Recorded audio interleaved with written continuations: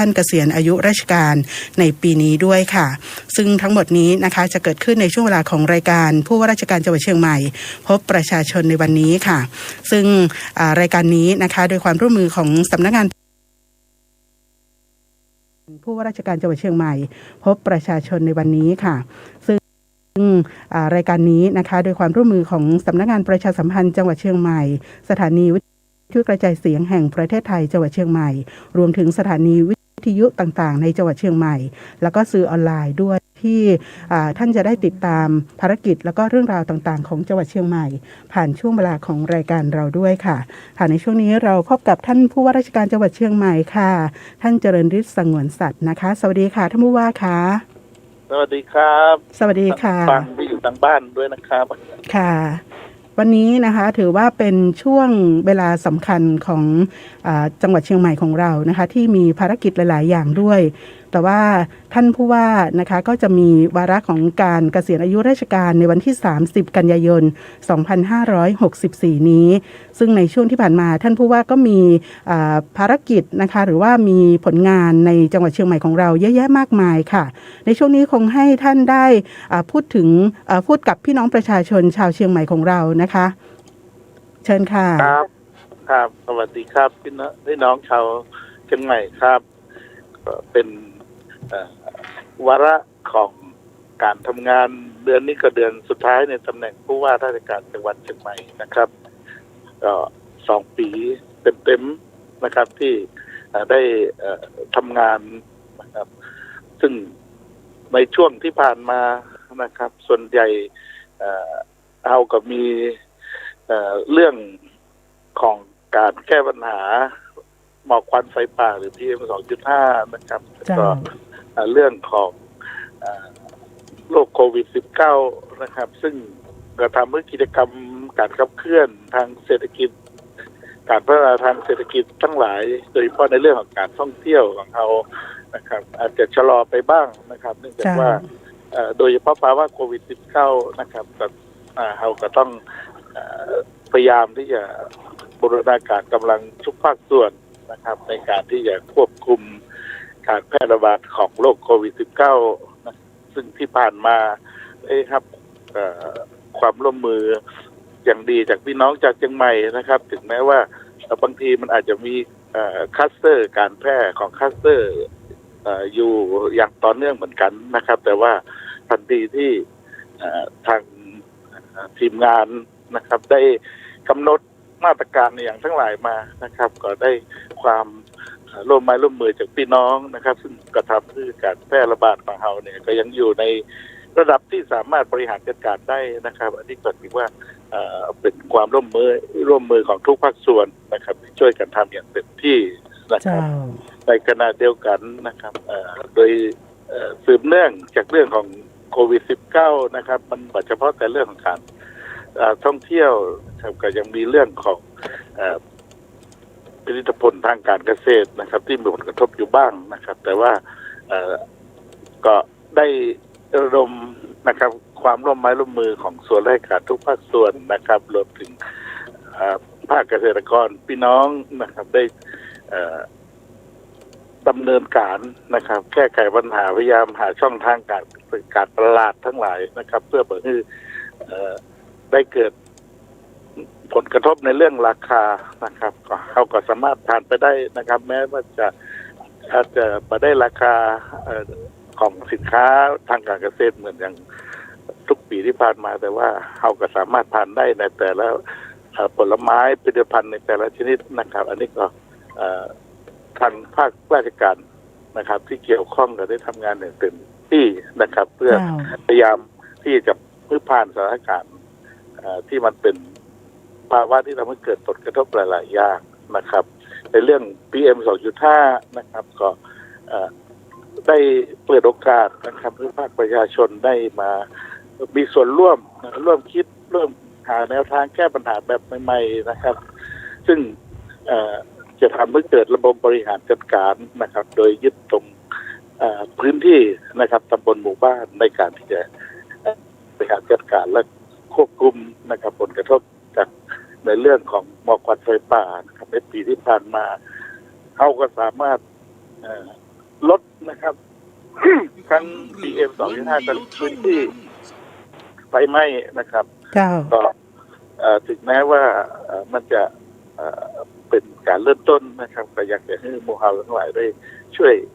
กันนะครับในการที่จะร่วมกันคิดแก้ปัญหาร่วมกันช่วยกันทำก็เป็นเรื่องที่ถ้าเราได้ช่วยเหลือกันนะครับร่วมไม้ร่วมมือนะครับทั้งภาคราชการทั้งภาคพี่น้องประชาชนนะครับเราจะร่วมแก้ปัญหาในเรื่องของสาเหตุของ PM 2.5 ได้ทั้งในพื้นที่นอกเมืองและกับพื้นที่ในเมืองนะครับต้องยอมรับว่าอันนี้เป็นเรื่องของการใช้ชีวิตประจำวันเรื่องของการทำมาหากินแต่ว่าเอาอย่าทำอย่างไรนะครับที่การทำมาหากินเท่ากับได้การใช้ชีวิตเท่ากับดีนะครับโดยที่เราพยายามลดสิ่งที่เป็นสาเหตุเราพยายามควบคุมการบริหารจัดการครับในช่วงนี้ก็ฝนนะครับพายุดีเพรสชันก็เข้านะครับก็ขอพี่น้องโดยเฉพาะในพื้นที่ที่อยู่ในเขตที่มันล่อแหลมนะครับจากน้ำป่าไหลหลากได้ระมัดระวังนะครับเฝ้าดู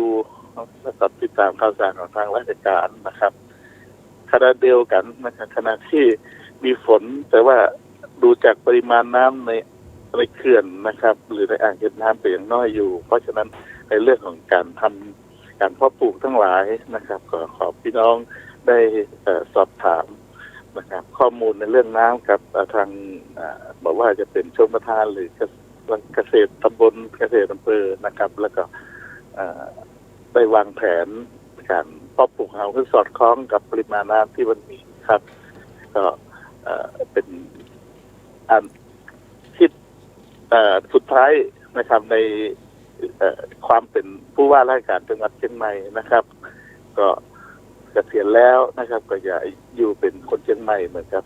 พี่น้องหมู่เฮาทั้งหลายนะครับในโอกาสขอบคุณนะครับในความร่วมมือของส่วนราชการทุกส่วนราชการรวมตลอดจนถึงพี่น้องนะครับที่เราได้ร่วมกันผ่านวิกฤตผ่านเหตุการณ์ทั้งหลายนะครับสามารถประคองสถานการณ์ได้นะครับแล้วก็ขอให้พี่น้องชาวเชียงใหม่หมู่เฮานะครับได้ปลอดภัยนะครับจากการติดในการแพร่ระบาดของโรคโควิดครับแล้วก็ขอคือได้อยู่เย็นเป็นสุขกันทุกผู้ทุกคนครับขอบคุณครับเจ้าขอบพระคุณท่านผู้ว่าเจ้าในโอกาสนี้ก็ขออาราธนาสิ่งศักดิ์สิทธิ์ทั้งหลายรวมถึงครูบาเจ้าศรีวิชัยแล้วก็พระธาตุดอยสุเทพในเจ้าและสิ่งศักดิ์สิทธิ์ของเมืองเชียงใหม่ได้อำนวยพรให้ท่านผู้ว่าราชการจังหวัดเชียงใหม่ของเฮามีความสุขนะเจ้าสวัสดีเจ้าครับคุณครับสวัสดีเจ้าท่านผู้ว่าราชการจังหวัดเชียงใหม่นะเจ้าท่านเจริญฤทธิ์สงวนสัตย์ท่านก็มีวาระของการดำรงตำแหน่งนะเจ้าเนื่องในโอกาสที่ท่านมาอำลาพี่น้องประชาชนเพราะว่าท่านเกษียณอายุราชการนะเจ้าแล้วก็ตะกี้ท่านก็บอกนะเจ้าว่าในบั้นปลายของชีวิตท่านนะเจ้าหลังจากเกษียณอายุราชการแล้วก็เป็นประชาชนชาวเชียงใหม่อยู่กับเมืองเชียงใหม่ของเฮาต่อไปนะเจ้าเนาะก็ถือว่าเป็นช่วงเวลาที่น่ายินดีนะเจ้ากับหลายๆท่านที่มีวาระโอกาสในการเกษียณอายุราชการกันในวันที่30กันยายน2564นี้นะเจ้าก็เดี๋ยวเราจะอู้กันถึงเรื่องของสถานการณ์อย่างต่างๆสำคัญนโยบายสำคัญของจังหวัดเชียงใหม่นะเจ้าซึ่งวันนี้มีท่านรัฐพลนราดีศรรองผู้ว่าราชการจังหวัดเชียงใหม่นะเจ้าที่จะได้มาร่วมในรายการอู้จากกับเฮานะเจ้าตอนนี้เฮาปากับท่านรองผู้ว่าราชการจังหวัดเชียงใหม่ท่านรัฐพลนราดีศรเจ้าสวัสดีเจ้าท่านรองเจ้าครับสวัสดีครับท่านผู้ฟังครับเจ้าเนาะช่วงนี้ในเรื่องของสถานการณ์ในอย่างต่างๆบ้านเฮาก็มีเรื่องที่จำเป็นต้องระแวดระวังหลายเรื่องเจ้าท่านรองวันนี้เฮามีอย่างที่จะสื่อสารกับพี่น้องประชาชนพ่องเจ้าครับสถานการณ์นะฮะอย่างที่ท่านผู้ว่าก็ได้เรียนให้กับพี่น้องคนเชียงใหม่แล้วนะครับฟังว่าช่วงนี้เนี่ยก็จะมีเรื่องของพายุน้อยหนึ่งนะครับพายุตอนนี้เนี่ยเป็นบอกเป็นพายุโซนร้อนเตี้ยนหมู่นะฮะที่จะพัดผ่านเข้ามาในประเทศไทยนะครับเข้ามาในประเทศลาวบตวาและเป็นศูนย์กลางอยู่นั่นนะครับแล้วเข้ามาในทางภาคอีสานของเราเมื่อ เมื่อตะวานะครับก็ช่วงนี้ช่วง2-3 วันนี้นะครับก็ขอให้พี่น้องได้เฝ้าระวังตัวนะครับในเรื่องของฟ้าฝนนะฮะซึ่งขณะนี้เราได้ตรวจสอบมาแล้วกับฝนก็ตกประมาณ 70-80% ของพื้นที่ของจังหวัดเชียงใหม่สถานการณ์เรื่องน้ำท่วมก็มีพ้องครับส่วนใหญ่ก็เป็นน้ำท่วมที่ไหลระบายประตันไหลแรงนะครับอย่างเช่นอำเภอไก่นะครับอำเภออมก๋อยอำเภอเวียงแหงเนี่ยครับแล้วก็มีน้ำท่วมที่อำเภอแม่วางอำเภอสันปะตองน้อยนะครับตอนนี้น้ำก็ได้ลดระดับลงไปแล้วครับเพราะว่าน้ำมันมานักนะครับแล้วก็ทำให้ไหลเข้าบ้านพี่น้องชาวบ้านนะครับแล้วก็ตอนนี้ก็คือทางองค์กรปกครองส่วนท้องถิ่นต่างๆเนี่ยได้พยายามเตรียมความพร้อมนะครับเพื่อช่วยเหลือเพื่อด้วยรวดเร็วนะครับเพื่อบรรเทาเรื่องความเสียหายของพี่น้องประชาชนเนี่ยได้รวดเร็วขึ้นครับเจ้าเนาะในส่วนครับเชิญฮะเจ้าซึ่งก็ถือว่าในช่วงนี้เตี้ยนหมู่ก็อ่อนกำลังลงแล้วเนาะแล้วก็เป็นพายุ depression แต่ว่ายังได้ผลกระทบยังตะวามะข้ามโอ้โหฝนตกหนักขนาดเลยเนาะก็ส่งผลกระทบในหลายพื้นที่เลยนะเจ้าครับผมเจ้าในเรื่องของโควิด-19 ของเจ้าท่านครับของโควิด-19 นะครับช่วงนี้เนี่ยเมื่อตะวาเนี่ยครับมีติดมาเพิ่มแหมนะครับ70 คนนะครับส่วนใหญ่ก็ติดในบ้านเฮาเนี่ยแหละครับในหมู่เดียวกันเนี่ยประมาณในหมู่บ้านในจังหวัดเดียวเนี่ยประมาณ63 รายส่วนมาจากต่างจังหวัดเนี่ยก็คือนำเปิ้นมาแล้วเราตรวจพบอย่างเนี่ยก็แหมประมาณ7 รายแล้วก็ส่วนใหญ่ก็กระจายกันไปตามคลัสเตอร์เก่าๆเนี่ยครับบอกว่าจะเป็นที่เซนเฟสนะครับเทศบาลตำบลสันกำแพงนะแต่น้อยๆนะครับแต่จะมีที่ในป๊อกช้างเผือกเนี่ยนักน้อยมาประมาณ17 รายก็ได้พยายามที่จะให้ควบคุมได้รวดเร็วที่สุดนะครับรวดเร็วที่สุดแล้วก็ป้องกันการแพร่กระจายของไวรัสโคโรนาได้ฉะนั้นได้ให้รวดเร็วนะครับในส่วนของวัคซีนนะครับขณะนี้เนี่ยเราได้ฉีดวัคซีนไปแล้ว47% นะครับคือ 590,000 กว่าคนนะครับถ้าหากว่าจะเป็นกลุ่มเป้าหมายที่รัฐบาลก็จะต้องไปอายุของโลกเนี่ยนะครับดูไว้ด้วยนะครับที่เป้าหมายครับเราฉีดไปแล้วแต่ก็ถือว่าเกินเลยแพ้ยาแพ้วัคซีนอยู่ด้วยเจ้า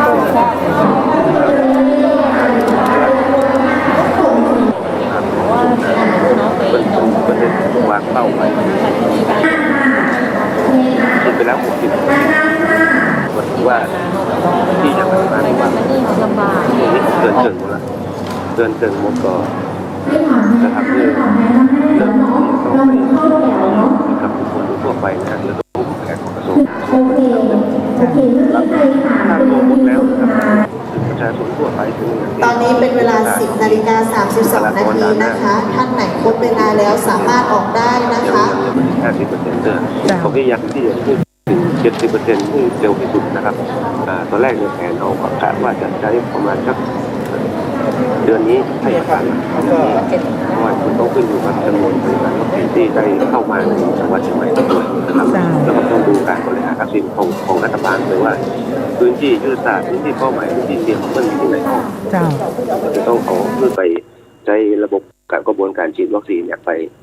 ปเพื่อจะให้ระงับการแพร่กระจายในพื้นที่นั้นคือเป็นเบื้องต้นก่อนครับเป็นลำดับแรกก่อนเช่นเดียวกับเราครับเดี๋ยวเราดูเนี่ยว่าถ้าหากว่าพื้นที่ไหนเนี่ยมีการรับแพร่กระจายแพร่ระบาดเขาก็จะมีกลุ่มคลัสเตอร์อำเภอศูนย์บริหารวัคซีนของอำเภอก็จะมีการประชุมปรึกษาหารือกันก็เสนอขอมาที่เราครับเราก็พยายามที่จะจัดไปในส่วนที่จะต้องเป็นกลุ่มเสี่ยงแถวนั้นก่อนเพื่อจะต้องป้องกันเพื่อมันแพร่กระจายไปกันนะครับอันนี้ก็เป็นส่วนที่เราได้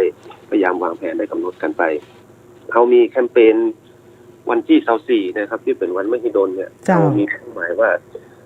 ในประเทศเราเนี่ยจะฉีดที่ได้1 ล้านโดสนะฮะ1 ล้านโดสในวันที่24ซึ่งเชียงใหม่เราก็ได้กำหนดว่าเราจะต้องฉีดได้สัก30,000 โดสนะฮะเพื่อที่จะไปอยู่ในภาพรวมของประเทศจริงๆแล้วเนี่ยเราประเมินว่าศูนย์ฉีดเราเนี่ยทั้ง46 แห่งเนี่ยเราจะฉีดได้เต็มที่ก็ประมาณวันละ 19,000 หรือถ้าเอา แต่หน่อยเบ่งหน่อยก็เอาได้ประมาณสักวันละ23,000-24,000นะครับ เจ้า ปรากฏว่าวันที่24เนี่ยเขาฉีดได้32,000 อืม 32,000เพราะฉะนั้นเนี่ยผมก็ให้ความมั่นใจกับพี่น้องประชาชนคนเชียงใหม่ได้เลยนะครับว่าถ้าหากว่าเขามีวัคซีนเข้ามาในปริมาณที่เพียงพอเนี่ยเขาก็สามารถฉีดได้วันละ30,000 กว่าคนได้นะครับ เจ้า ก็ว่าเป็นได้เป็นลำดับหนึ่งนะครับในภาคเหนือเลยนะครับที่เขาฉีดได้นักที่สุดเนี่ยนะครับลำดับหนึ่งเขาได้32,000ลำดับสองจังหวัดเชียงรายได้28,000แต่อันนี้มันเป็นจำนวนเนาะครับประชากรเขานักนะเขาก็จะฉีดได้นักเป็นธรรมดาครับ เจ้า แล้วก็อันอู้ถึงการฉีดวัคซีนเราจากฉีดหรือว่ากระจายให้กับพี่น้องประชาชนได้นักน้อยมากใดก็ขึ้นอยู่กับการปริมาณที่เราได้รับจัดสรรจากทางกระทรวงสาธารณสุขมานะเจ้า ครับผม เจ้า แล้วแนวโน้มของเดือนตุลาคมนี้ที่เราจะมีโครงการชาร์มมิ่งเชียงใหม่หรือว่าเปิดท่องเที่ยวซึ่งเป้าหมายหลักของเราก็คือจังหวัดเชียงใหม่เป็นหนึ่งใน5 6 7จังหวัดเนี่ยเนาะที่จะได้มีโอกาสเข้าร่วมโครงการนี้ความเป็นไปได้นักน้อยมากใดเจ้าท่านรอง หรือว่าจะมีแนวทางเป็นจะใดพ่องเจ้า การเปิดชาร์มมิ่งเชียงใหม่นะฮะตอนแร เจ้า กได้มีโอกาสได้อู้กระทางท่านรัฐมนตรีว่าการกระทรวงท่องเที่ยวและกีฬานะครับทางทททนะครับซึ่งเป็นผู้จะนำเสนอโครงการชาร์มมิ่งเชียงใหม่เนี่ยเข้าไปร่วมกับรัฐบาลนะครับหรือสบคได้รับทราบ เจ้า ได้ขอได้ให้ความเห็นชอบนะครับ แต่หลักการของการเปิดชาร์มมิ่งเชียงใหม่เนี่ยมันมีการเปิดเมืองนะครับคล้ายๆของภูเก็ตเนี่ย เจ้า ซึ่งภูเก็ตก็ท้องว่าภูเก็ตแซนด์บล็อกเนี่ย เจ้า หลักการมันก็คือจะต้องมีที่สำคัญที่สุดก็คือเรื่องของแผนกระจายวัคซีน เจ้า เราดูปริมาณของวัคซีนที่เราได้มาเนี่ยมันยังไม่ได้ครบ 70% นะครับมันตั้งเป้าว่าแผนอันเนี้ยที่จะเข้ามาจะเปิดเมืองอันนี้ต่างประเทศนะครับ เจ้า จากต่างประเทศมาเนี่ยจะเปิดที่เข้ามาได้เนี่ยมันจะต้องมีปริมาณวัคซีนที่ได้รับการจัดสรรครอบคลุมพี่น้องประชาชนอยู่ในพื้นที่นั้นมาน้อยกว่า 70% ของเราเนี่ยตั้งแต่เราได้เริ่มดำเนินโครงการนะครับวางแผนกันมาเรื่อยๆเนี่ย เจ้า ตั้งแต่ประมาณเดือนมีนาละประมาณวันที่24-25มีนาเนี่ยถามไปที่อำเภอต่างๆว่าอำเภอไหนมีความสนใจที่จะเปิดเป็นตอนนั้นเขายังฮ้องว่าแซนด์บ็อกซ์อยู่ เจ้า มีอำเภอไหนพ้องที่อยากจะเปิดเมืองจะอันเป็นแหล่งเป็นการท่องเที่ยวเพื่อที่จะต้อนรับนักท่องเที่ยวเข้ามาก็มีอำเภอที่มีความสนใจอยู่มีความสนใจอยู่4อำเภอก็คือมีอำเภอเมืองอำเภอแม่ริมอำเภอแม่แตงแล้วก็อำเภอดอยเต่านะครับหลังจากนั้นเมื่อเรามาคำนวณดูแล้วเนี่ยจำนวนคนที่ต้องการวัคซีนในอำเภอเหล่านี้เนี่ยก็ยังต้องการอยู่ประมาณสักแสนปลายนะครับ130,000 กว่าคนเนี่ย130,000รวมกับที่เป็นอำเภอที่เป็นบัฟเฟอร์โซนเนี่ยอำเภอที่รอบข้างที่มีคนเดินผ่านเนี่ยการอยู่หางดงมาทำงานในอำเภอเมืองเนี่ยการอยู่สันทรายไปทำงานในแม่ริมเนี่ยเราก็ต้องการคนพวกนี้ไปตัวกันรวมแล้วเราต้องการวัคซีนประมาณสัก200,000 กว่าโดสนะ200,000 กว่าคน200,000 กว่าคนหรือ400,000 กว่าโดสทีนี้เขาก็ขอมันไปแล้วแต่คราวนี้มันก็อยู่ที่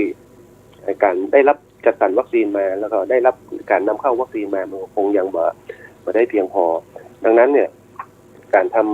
ำชาร์มมิ่งเชียงใหม่เนี่ย4อำเภอนี้เพิ่นบอกว่าก็เลยคงต้องขอเลื่อนไปก่อนนะครับแต่ในส่วนของการเปิดเมืองเป็นเปิดฮับนักท่องเที่ยวชาวไทยเนี่ยเพิ่นเปิดเอาเปิดอยู่แล้วนะครับเพราะว่าเราก็ไม่ได้ปิดอย่างเพียงแต่ว่าคนที่เข้ามาจากจังหวัดกลุ่มเสี่ยงเนี่ยจังหวัดที่เป็นพื้นที่สีแดงเข้มเนี่ยมันจะต้องมีการได้รับวัคซีน2 เข็มแล้วนะครับที่เข้ามาโดยจะต้องมีการทำการ ATK จะต้องมาสวอปอย่างละนะครับเพื่อได้เข้ามาพบกับที่เฝ้าระวังอาการตัวเองเมื่อมีอาการก็ไปพบแพทย์นะครับแต่ส่วนคนที่เข้ามาแล้วยังไม่ได้วัคซีน2 เข็มเนี่ยเขาก็ยังมีกระบวนการที่จะต้องไปติดตามนะครับยังมีการสวอปยังมีการทำ ATK ยังมีการจะต้องไปกักตัวอยู่นะครับในพื้นที่ที่อยู่ในการควบคุมนะในการควบคุมของเจ้าหน้าที่อยู่ดังนั้นเนี่ยในวันที่1 ตุลาคมเป็นต้นไปเนี่ยเราก็มีความพร้อมที่ยังจะเปิดเมืองแต่ว่าเปิดการท่องเที่ยวนะครับเป็นเปิดฤดูการท่องเที่ยวของจังหวัดเชียงใหม่เพราะว่าขณะนี้เรายังดูนะครับอากาศเริ่มเย็นแล้วนะเริ่มมันน้อยๆแล้วมีฝนตกอากาศเย็นมันก็เหมาะสำหรับการมาแอลนะครับแต่การมาแอลเฮาเนี่ย ก็ต้องอยู่ภายใต้การควบคุมตามมาตรการตามกระทรวงสาธารณสุขที่กำหนดไว้นะครับ เจ้า อันนี้เป็นในส่วนของแผนชาร์มมิ่งเชียงใหม่แต่เราก็ยังมีแผนที่จะเดินไปเรื่อยๆอยู่นะครับตอนนี้ เจ้า ก็ตั้งเป้าว่าตอนนี้ทางกระทรวงท่องเที่ยวและกีฬามันก็มองว่าถ้ามันเสนอไป5จังหวัดนะ5จังหวัดจะมีจังหวัดเชียงใหม่จังหวัดชลบุรีจังหวัดประจวบเพชรบุรีนะครับเพิ่นก็ยังติดอยู่เรื่องนี้ครับเรื่องปริมาณวัคซีนนะครับเพราะว่าขั้นตอนของมันจะต้องมีเรื่องของการทำแผน เจ้า บริหารความเสี่ยงนะครับการคือเมื่อมีแผนเผชิญเหตุนะว่าเมื่อมีการติดเขาต้องทำยังไงอย่างเช่นเขาบอกว่าถ้าเกิดคลัสเตอร์ใหญ่200นี่เขายกเลิกเลยนะเกิน200คนต่อวันนี่นะเขายกเลิกเลยแผนกระจายวัคซีนแผนพัฒนาเมืองโดยนะครับว่าเขาจะมีการพัฒนาเมืองระยะสั้นระยะกลางระยะยาวจะใดนะครับแล้วก็มีแผนการตลาดจะใดอันนี้เขาทำไว้หมดแล้วเขาติดอย่างเดียวนะครับเรื่องของวัคซีนที่จะเอาเข้ามาเจ้าแล้วก็ถึงว่าเป็นเรื่องที่สำคัญแล้วก็มันมีความเชื่อมโยงกันนะเจ้าเรื่องของวัคซีนเนาะจำนวนของประชากรก็คือจะต้องประชากรในพื้นที่ที่เปิดโครงการบอกว่าจะเป็นแซนด์บ็อกซ์บอกว่าจะเป็นชาร์มมิ่งเชียงใหม่หรือว่าจะเป็นอย่างอื่นก็ตามที่จะเป็นการเปิดเมืองเนี่ยก็จะต้องมีการเตรียมความพร้อมในเรื่องของการกระจายวัคซีนให้กับพี่น้องประชาชนในพื้นที่อย่างน้อยต้องได้ 70% นะเจ้าแล้วก็เป็นเงื่อนไขสำคัญเลยแล้วทีนี้หันว่าถ้าเชียงใหม่ของเฮายังแบบพร้อมที่จะเปิดในภาพรวม4อำเภอเตื้ออาจจะมีการเปิดเฉพาะบางกิจการท่องเที่ยวอย่างนี้ยังมีอยู่กับเจ้าท่านอย่างสนามกอล์ฟหรือว่าบางส่วนเนี่ยเจ้าก็เช่นเดียวกันครับเมื่อในภาพรวมเนี่ยเอายังไม่ได้แต่ถ้าหากว่ามีความพร้อมเนี่ยเขาก็พยายามที่จะขอว่าถ้าเอาเป็นซีลแอเรียเนี่ยเป็นซีเล็กทีฟแอเรียนี่ก็คือว่าในพื้นที่ใดที่มีความพร้อมผู้ให้บริการฉีดวัคซีน 100% ผู้รับบริการที่จะเข้าไปใช้บริการเนี่ยก็ต้องฉีดวัคซีน 100% แล้วอันนี้เราก็สามารถที่จะทำเป็นรูทที่มันเป็นเส้นทางที่อยู่ในการควบคุมได้ไม่ได้ให้ออกกระจายไปตามพื้นที่นั้นเนี่ยก็ขึ้นอยู่กับการได้รับความเห็นชอบนะครับเพราะตอนนั้นเราไปดูแล้วเอาไปเสนอแล้วเนี่ยติดอยู่ที่ตรงทางสาธารณสุขนะครับเพื่อนบอกว่ามันยังบ่มีความพร้อมในการที่จะเปิดเพื่อนจะบอกมั่นใจถ้าอย่างบ้านเราสามารถที่จะชะลอโครงการไปได้เพื่อความปลอดภัยของพี่น้องประชาชนอันนี้ก็เป็นเรื่องที่สำคัญนะท่านรองเนาะเขาก็ยังมีแผนเขาก็ตั้งใจนะครับว่าเวลาเขาอู้กันเนี่ยเขาอู้กับภาคเอกชนนะครับภาคการท่องเที่ยวนะครับว่าถ้าเนี่ยเขาก็ต้องพยายามนะครับในเรื่องของการบริหารวัคซีนตอนนี้เนี่ยเขาก็พยายามที่จะจัดสรรในวัคซีนเข้ามาเนี่ยขึ้นมาเพื่อจะมาในกลุ่มต่างๆเหล่านี้นะในกลุ่มที่จะเป็นกลุ่มเป้าหมายเหล่านี้เพิ่มมากขึ้นน้อยนึงเพราะว่าเขายังติดอยู่ในเรื่องของการจะต้องฉีดให้ผู้สูงอายุก่อนเมื่อฉีดให้ผู้สูงอายุได้จำนวนปริมาณที่เพียงพอแล้วเนี่ยเขาก็ต้องเนี่ยมาดูเรื่องของบุคคลทั่วไปแล้วก็พยายามที่จะเมื่อได้แล้วเนี่ยเขาก็ต้องเปิดใหม่นะก็คือจะพยายามที่จะให้ได้วันที่1 พฤศจิกายนนะครับอันนี้ก็วางออกไปเดือนนึงว่าในปริมาณวัคซีนเราคงจะได้เพียงพอเจ้าท่านรองเจ้าในช่วงนี้อยากจะฝากหรือว่าเน้นย้ำแนวทางอย่างต่างๆของจังหวัดเชียงใหม่เพิ่มเติมกับพี่น้องประชาชนแล้วก็ภาคส่วนต่างๆเจอเลยนะเจ้าครับผมก็มีเรื่องของการเชิญชวนนะครับกลุ่มอายุนะครับพี่น้องคนที่อายุเกิน60ไปหรือ7โรคกลุ่มเสี่ยงตอนนี้เนี่ยถ้าหากท่านได้รับทราบนะครับท่านขอให้เชิญชวนมาฉีดวัคซีนนะครับเพื่อที่จะเป็นการสร้างภูมิคุ้มกันหมู่ให้กับจังหวัดเชียงใหม่แล้วก็เราเน้นที่เป้าหมายของกับผู้สูงอายุนะครับที่ดูแล้วเนี่ยทางสาธารณสุขเพิ่งก็ประเมินแล้วบอกว่าถ้าเป็นขึ้นมาแล้วจะมีโอกาสที่จะมีอันตรายถึงขั้นเสียชีวิตได้เพราะนั้นเพิ่นก็เลยต้องเน้นกลุ่มนี้ไปนะครับแต่กลุ่มอื่นๆเนี่ยเป็นไปพบเนี่ยมันอาจจะมีการรักษาได้ง่ายขึ้นนะครับมันจะมาถึงเป็นถึงขั้นวิกฤตนะครับก็พยายามเชิญชวนกลุ่มทั้งหลายนะครับที่อยู่ในกลุ่มเป้าหมายเนี่ยที่มาฉีดวัคซีนกันให้ได้มากที่สุดนะครับเพื่อที่เราจะได้ไปฉีดกับกลุ่มบุคคลทั่วไปผลยาการนะครับที่ผมเรียนนะครับว่าขณะนี้เนี่ยมันเข้าไปประเทศว่าเป็นคลัสเตอร์ที่อยู่ในบริษัทไปอยู่ที่อย่างนะครับมันจะเข้าไปอยู่ในกลุ่มครอบครัวนะครับส่วนใหญ่จะไปเข้าในครอบครัวแล้วถ้าอยู่ในครอบครัวเนี่ยถ้าถามว่าออกไปไหนแต่ลูกหลานเอาได้ออกมันเข้ามาเนี่ยมันก็เข้าไปอยู่ใน กลุ่มครอบครัวนะครับเนี่ยเห็นดูว่าจะมีเป็น2 คน3 คน2 คน3 คนเนี่ยแต่อยู่ในครอบครัวนั้นครอบครัวนี้ดังนั้นเนี่ยก็อย่าไปชะล่าใจนะครับว่าท่านอยู่ในบ้านมาได้ไปไหนแล้วจะติดเชื้อนะครับเพราะฉะนั้นเนี่ยเชิญชวนนะครับขอให้มาฉีดกันได้ให้มันครบนะครับแล้วก็เราก็จะได้มีภูมิคุ้มกันที่จะบ่ให้คนเป็นอันตรายถึงชีวิตได้นักขึ้นนะครับเจ้าในโอกาสนี้ขอบคุณท่านรองผู้ว่าราชการจังหวัดเชียงใหม่เจ้าท่านรัฐพล นรารีสอนขอบพระคุณเจ้าครับขอบคุณครับ เจ้าสวัสดีเจ้าท่านรัฐพล นรารีสอนรองผู้ว่าราชการจังหวัดเชียงใหม่ก็อู้กันถึงหลายส่วนด้วยกันนะเจ้าความห่วงใยเรื่องของสถานการณ์ฝนในช่วงนี้นะเจ้าน้ำอย่างต่างๆเนาะที่มีการประกาศเตือนจากกรมอุตุนิยมวิทยาจากทางปพนะเจ้าก็ขอให้พี่น้องในพื้นที่เสี่ยงระมัดระวังกันตัวนะเจ้าแล้วนอกจากนั้นก็คือเรื่องของการกระจายวัคซีนนะเจ้าเพื่อที่เราจะได้มีภูมิคุ้มกันในเรื่องของโควิด -19 นะเจ้าเจ็บบางคนเนี่ยติดเชื้ออย่างมาอาการความรุนแรงอย่างต่างๆก็จะน้อยลงไปต่อยนะเจ้าและนอกจากนั้นก็คือเชื่อมโยงนะเจ้าการรับวัคซีนเนาะก็จะเชื่อมโยงกับโครงการอย่างต่างๆของจังหวัดเชียงใหม่ถ้าเราจะอู้กันถึงเรื่องของการฟื้นเศรษฐกิจนะเจ้าตอนนี้ก็มีเรื่องนึงก็คือชัมมิ่งเชียงใหม่หรือว่าการเปิดท่องเที่ยวนั่นเองนะเจ้าซึ่งก็มีปัจจัยที่ร่วมกันนะเจ้าก็คือประชากรในพื้นที่จะต้องมีการได้รับวัคซีนอย่างน้อย 70% ขึ้นไปนะเจ้าเอาล่ะตอนนี้เราจะมาอู้กันแหมเรื่องนึงที่เป็นเรื่องสำคัญสำหรับผู้ประกันตนในโครงการประกันสังคมนะเจ้าวันนี้เราจะอู้กันเกี่ยวกับเรื่องของการขยายเวลาลดเงินสมทบผู้ประกันตนแล้วก็การเพิ่มช่องทางการให้บริการชำระเงินสมทบผู้ประกันตนผ่านแอปพลิเคชัน Shopee นะเจ้าซึ่งเรื่องนี้คุณจุฑามาศ มั่นสุวรรณนักวิชาการแรงงานชำนาญการพิเศษสำนักงานประกันสังคมจะมาอู้จ๋าเรื่องนี้กับหมู่เฮาเจ้าสวัสดีเจ้าคุณจุฑามาศเจ้าสวัสดีเจ้าพี่น้องชาวเชียงใหม่และจังหวัดใกล้เคียงเจ้าก่อนอื่นต้องขอบพระคุณท่านผู้ว่าราชการจังหวัดแล้วก็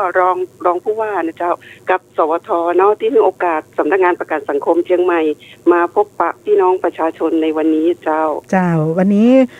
ที่จริงแล้วเราก็มีช่วงเวลาในการที่ได้นำเสนอเรื่องราวของประกันสังคมผ่านหลายๆช่องทางวันนี้อาจจะมีช่วงเวลาที่สั้นลงสักน้อยนะเจ้าเนื่องจากว่าวันนี้เรามีภารกิจในการอู้กันนักน้อยนะเจ้าท่านเนาะเจ้าทีนี้มาถึงเรื่องของผู้ประกันตนที่เราจะ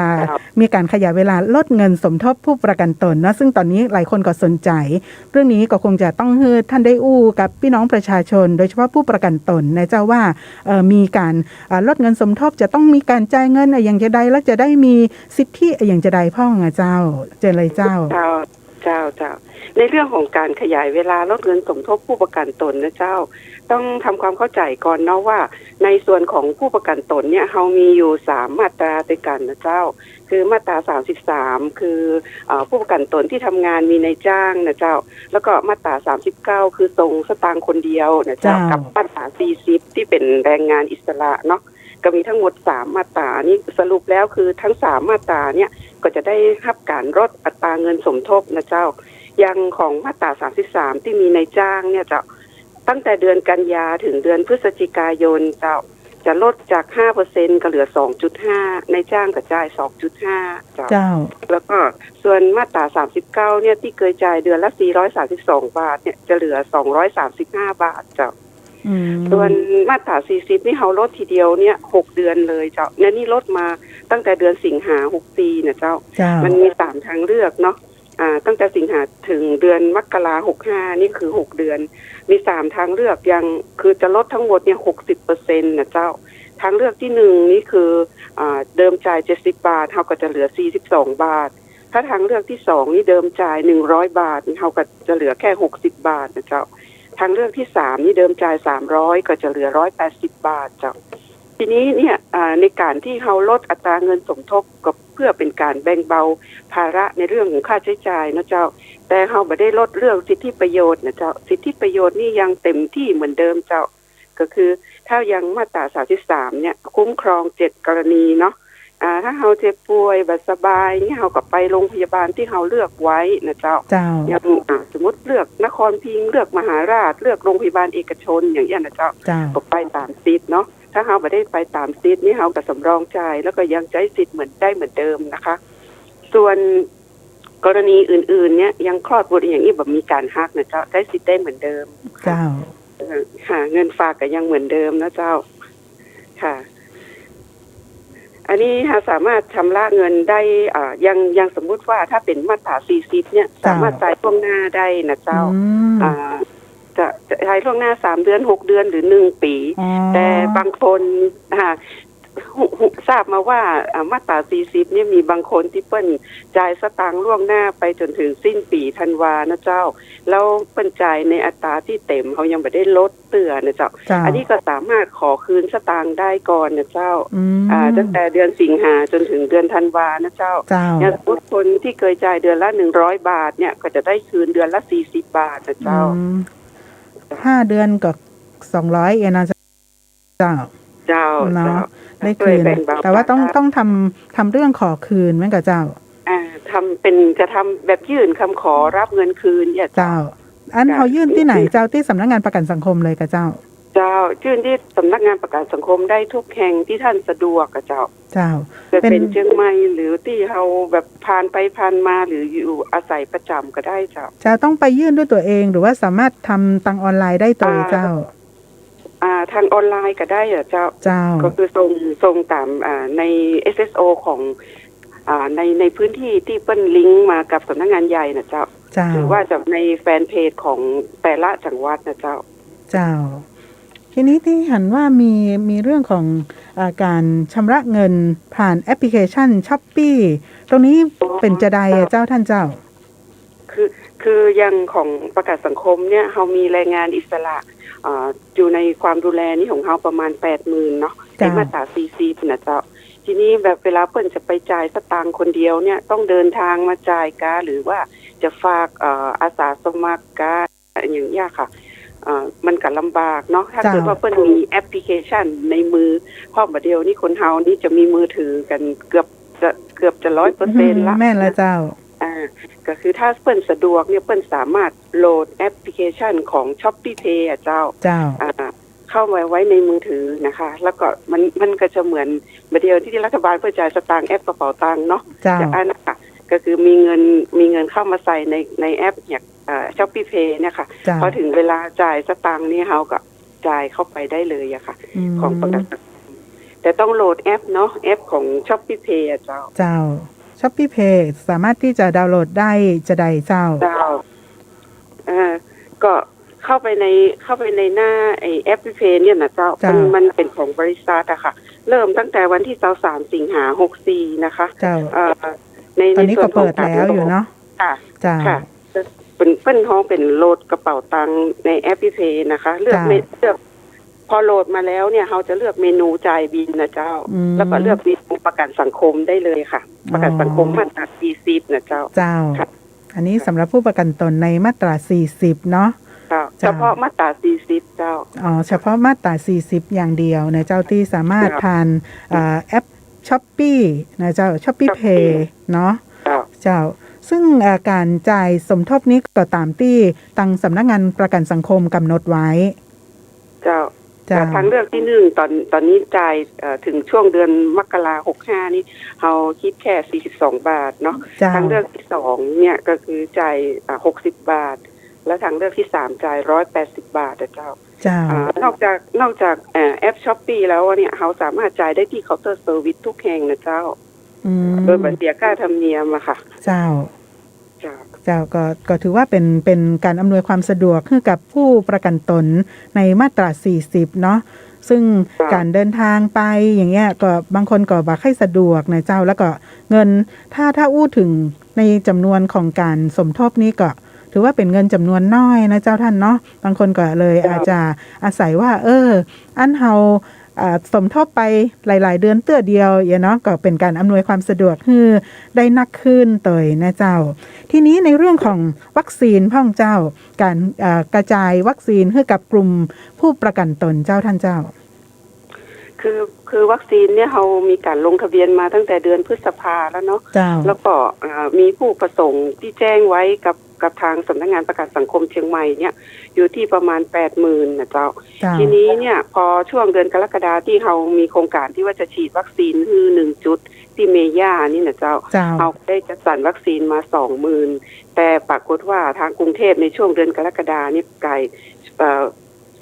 13 จังหวัดน่ะกลายเป็นสีแดงเข้มอะค่ะพอมาเดือนสิงหานี่ซ้ำไปเพิ่มมาอีกเป็น29 จังหวัดเพิ่นเลยดึงวัคซีนออกไปช่วยตังปูนก่อนเนี่ยเจ้า เจ้า แล้วก็ในส่วนของเขาเนี่ยตอนนี้ก็คือได้ทราบข่าวดีมานะคะว่าในเดือนตุลานี้ค่ะจะมาแล้วจะก็เกินมันน่าจะเกิน 20,000 โดสเพราะว่าจากที่ 80,000 โดสที่80,000 กว่าคนที่ลงทะเบียนไว้ปรากฏว่าเปิ้นไปซื้อวัคซีนทางเลือกด้วยแล้วก็ลงในกำแพงเมืองกำแพงเวียงด้วยอ่ะเจ้า เจ้า เลยแบบ ก็จะมีส่วนหนึ่ง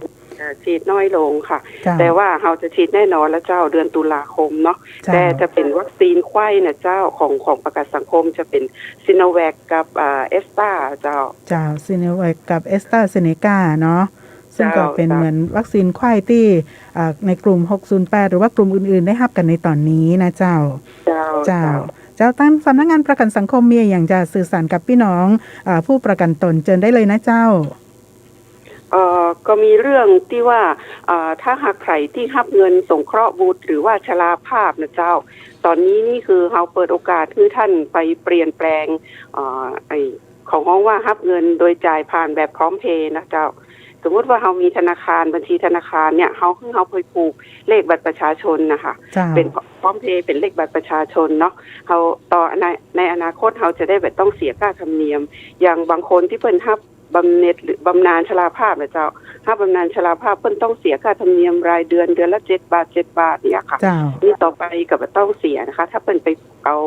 เลขบัตรประชาชนเป็นพร้อมเพย์แล้วนะเจ้าค่ะก็สะดวกมากขึ้นเนาะเจ้าก็เป็นข้อมูลจากทางสำนักงานประกันสังคมนะเจ้าต้องขอบพระคุณคุณจุฑามาศมั่นสุวรรณนักวิชาการแรงงานชำนาญการพิเศษสำนักงานประกันสังคมจังหวัดเชียงใหม่นักๆเลยเจ้าขอบคุณเจ้าสวัสดีเจ้าสวัสดีเจ้า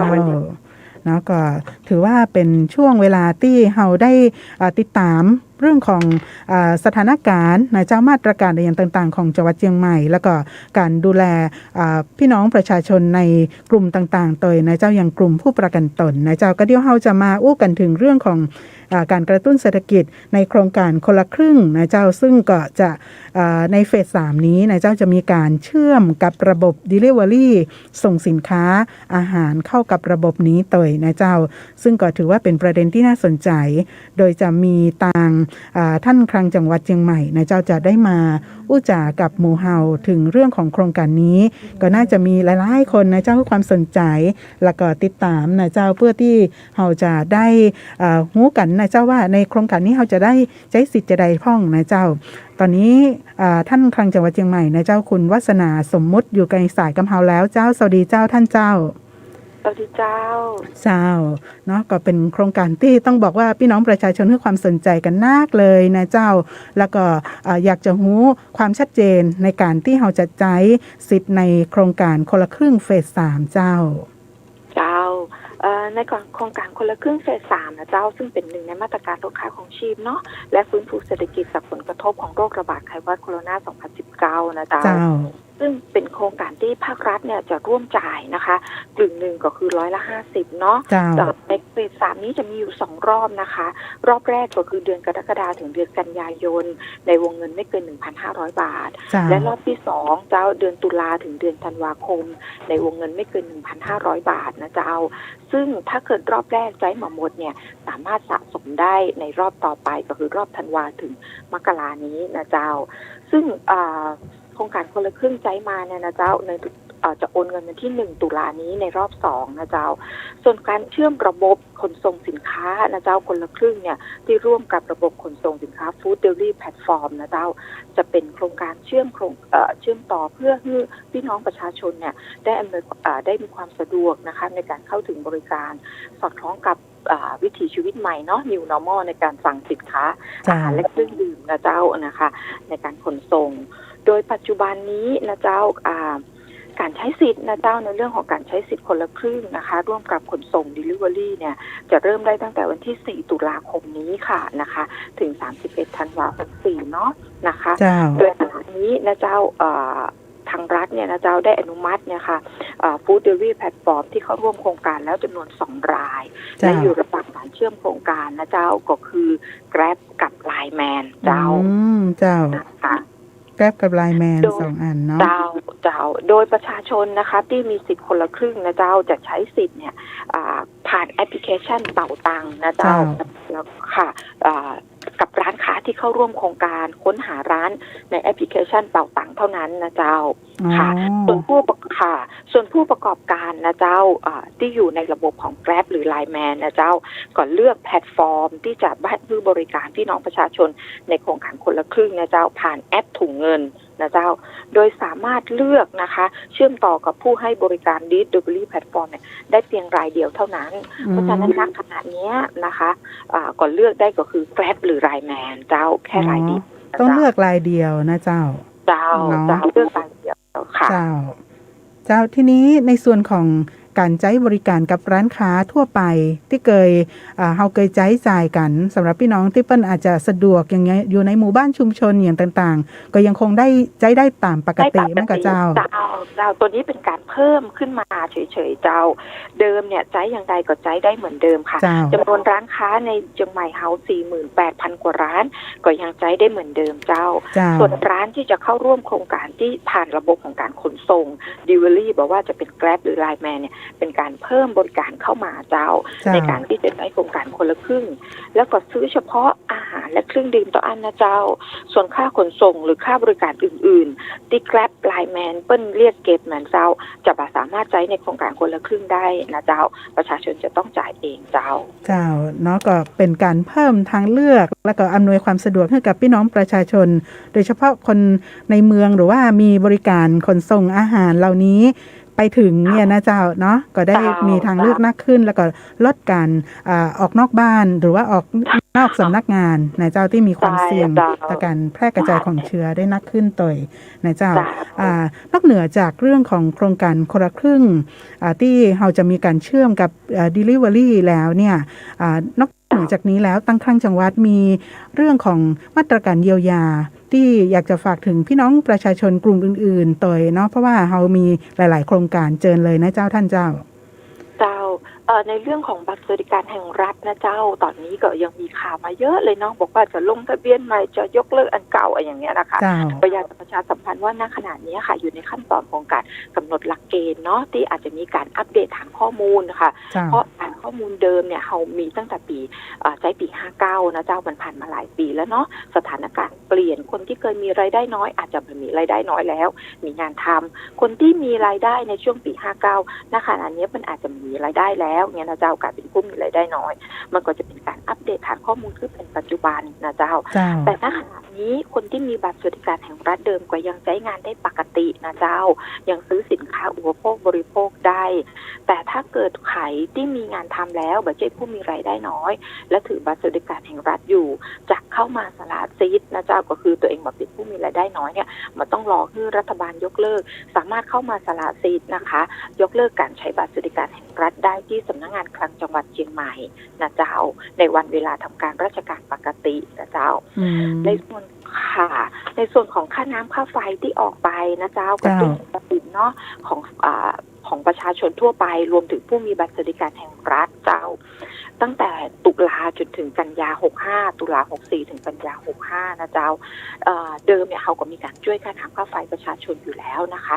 ต่ำกว่า50หน่วยเนี่ยท่านก็ได้ใช้ฟรีเนาะเจ้าแต่ถ้าเกิน50ถ้าเป็นผู้มีบัตรสวัสดิการแห่งรัฐนะเจ้าถ้าใช้ไฟเกินเนี่ย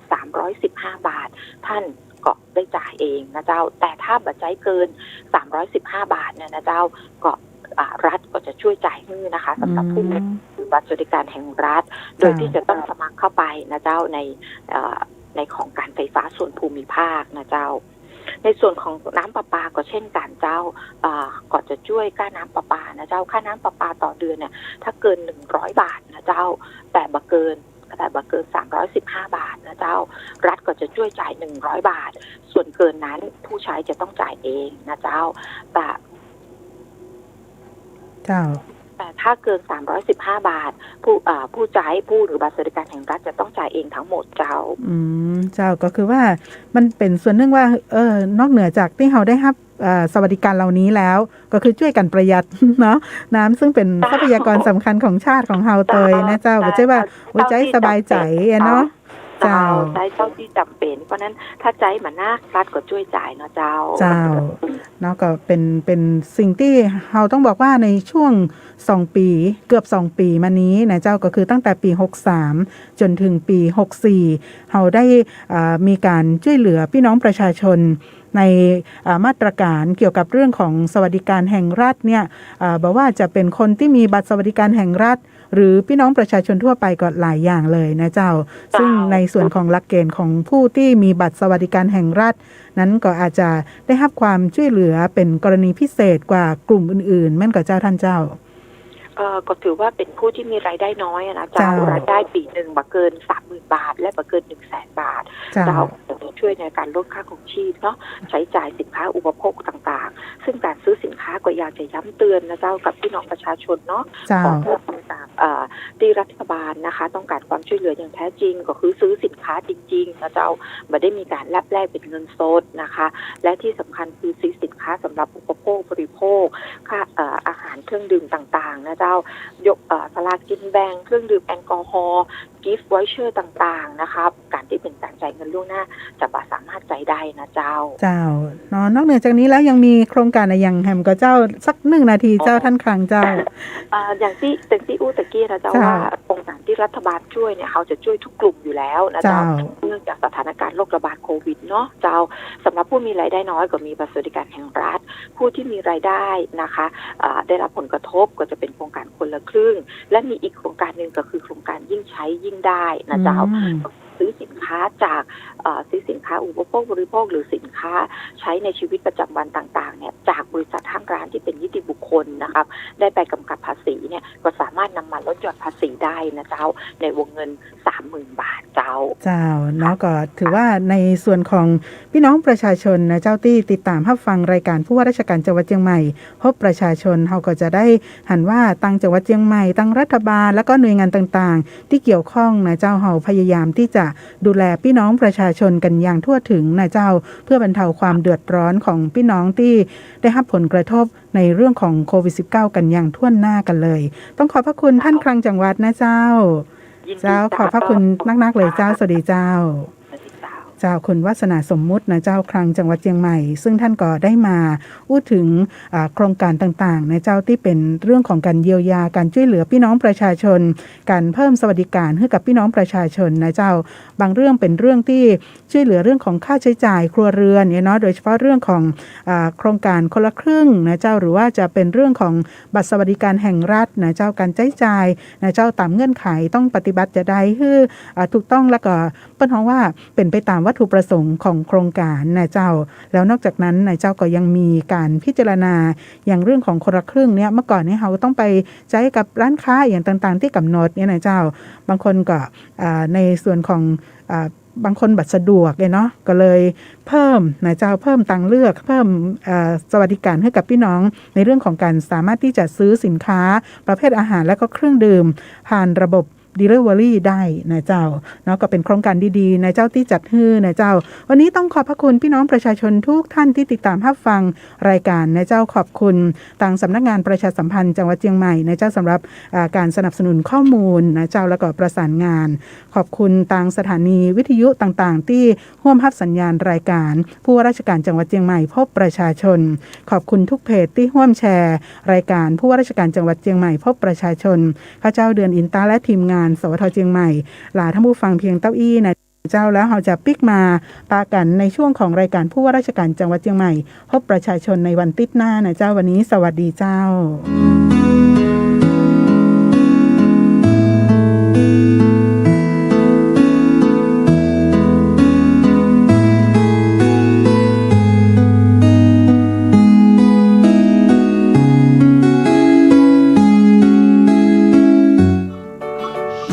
ผู้สูงอายุหนึ่งในรูปแบบของการศึกษาที่จะช่วยพัฒนาศักยภาพผู้สูงอายุให้ได้เรียนรู้